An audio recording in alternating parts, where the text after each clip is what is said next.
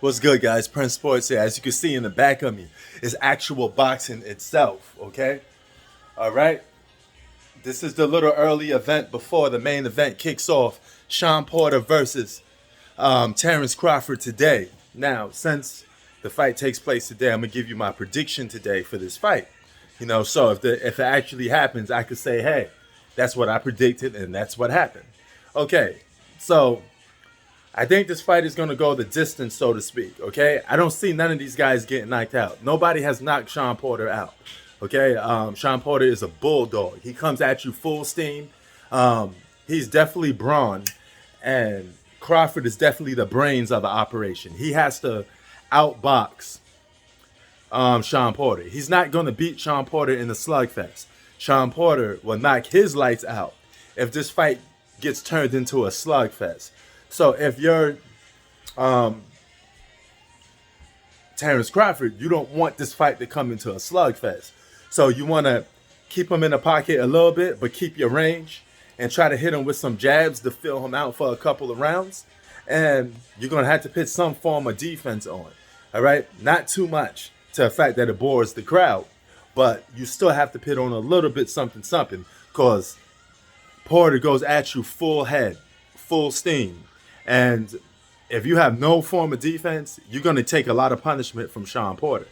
So my best bet is to box Sean Porter. Don't brawl. Don't turn this into a brawl.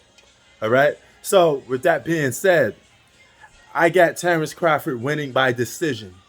Okay? I don't see him knocking Porter down because nobody else has. But if Terrence Crawford could do that, that's going to give him more props than ever. That's going to give me a lot of respect for Crawford. And some of you big-time Terrence Crawford fans out there, you have something to gloat about because nobody's been doing that to Porter. I mean, Porter had some tough fights against some of the best welterweights, and he went the distance. I mean, same guy that went the distance with Kell Brook. He'll give you all you can handle, okay? He gave Spence all he could handle. He give a lot of people all you can handle. And some people say, hey, Crawford is fighting, what's left of Sean Porter after all the fights that he's been through. I think Sean Porter has a lot in the tank.